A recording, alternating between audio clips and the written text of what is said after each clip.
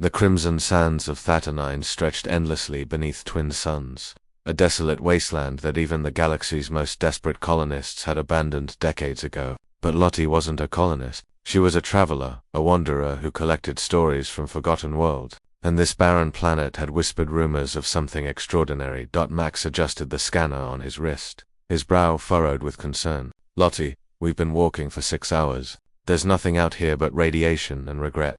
That's what makes it perfect, Lottie replied, her eyes scanning the horizon through dust-caked goggles. The best stories hide where no one's looking. They'd been partners for 3 years, now Lottie with her insatiable curiosity, and Max with his pragmatic caution. Together, they'd documented 17 previously unknown species and survived 12 near-death experiences. Max secretly hoped today wouldn't add a 13th. The ground trembled. Both humans froze. Max's hand instinctively moved to the plasma pistol at his hip, but Lottie raised a hand, signaling him to wait. Her instincts had saved them before. He'd learned to trust them, even when logic screamed otherwise. A canyon materialized ahead, hidden by the planet's peculiar magnetic distortions. As they approached the edge, a sound drifted upward, not quite a howl, not quite a cry, but something that made Lottie's chest tighten with recognition. That's a mother's call, she whispered. They descended carefully, using climbing gear to navigate the steep crystalline walls. The canyon floor opened into a cave system, and there, in a shaft of dusty light, they found her. She was magnificent and terrifying in equal measure. The Vrelnotha species thought extinct for 2 centuries stood nearly 8 feet tall. Her body covered in silver-blue fur that seemed to shimmer with bioluminescent patterns, wolf-like in structure but alien in every detail. She had 6 legs, 4 eyes arranged vertically on her elongated snout, and crystalline spines running down her back, and cradled against her chest, nursing weakly, was a pup no larger than a human infant. The mother's eyes locked onto the humans. A low growl rumbled from her throat, vibrating the very air around them. Max raised his weapon, but Lottie stepped forward, placing herself between him and the creature. Lottie, what are you? She's dying, Max. Lottie's voice cracked. Look at her. Max did. The Vrelnoth's fur was matted with purple blood.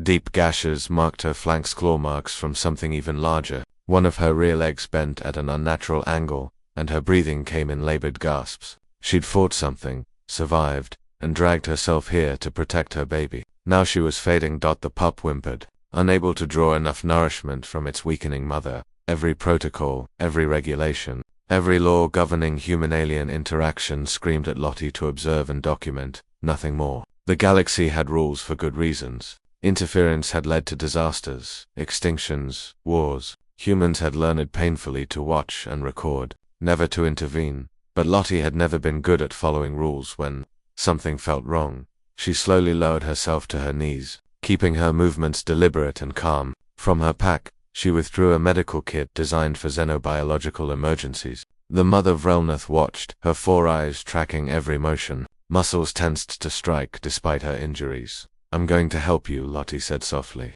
knowing the creature couldn't understand her words but hoping her tone would convey meaning. Lottie, you can't. Max's voice was urgent but not harsh. The contamination protocols alone tell me you'd walk away. Lottie looked back at him, her eyes blazing with something he recognized all too well. Tell me you'd let her bleed out while her baby starves, and I'll pack up right now. Max holstered his weapon. What do you need? For the next 2 hours they worked with painstaking care. Lottie administered a broad-spectrum xenobiotic stabilizer while Max prepared nutrient supplements compatible with the Vrelnoth's biochemistry, or as compatible as their limited database could determine. The mother resisted at first, snapping weakly, but as the medication eased her pain, something shifted in those alien eyes. Understanding, or perhaps hope. The pup was the greater challenge. It rejected their synthetic formulas, crying pitifully, growing weaker by the minute. Lottie held the small creature, feeling its rapid heartbeat against her chest, and made a decision that would have her stripped of every credential she'd ever earned. She modified the nutrient solution with her own blood plasma. Lottie, that's insane, Max protested, but he was already helping her set up the transfusion. Mammalian compatibility is higher than you'd think, Lottie argued, though they both knew she was guessing. And it's dying, Max. What's the alternative? There wasn't one. The pup latched onto the modified bottle and drank greedily. Color returned to its fur, its cries softened to contented murmurs.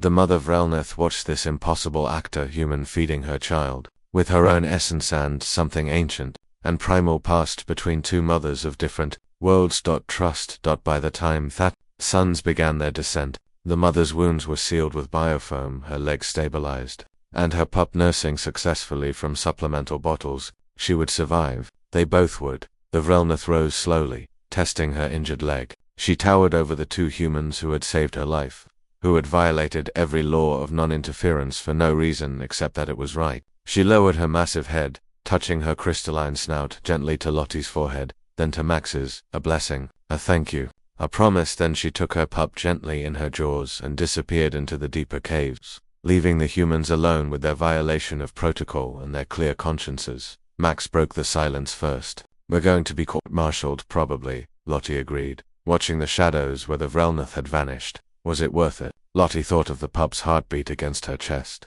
of the mother's eyes shifting from desperate aggression to grateful understanding, of the fundamental truth that connected all beings who protected their young. Every single consequence, she said. They climbed out of the canyon as Thatanine's darkness fell, carrying documentation that would prove the Vrelnath weren't extinct, that life persisted in the most impossible places, and that sometimes, just sometimes, the most human thing to do was to break every rule for the sake of compassion. The galaxy would judge them, history would debate them, but the Vrelnath mother and her pup would live, and that was enough.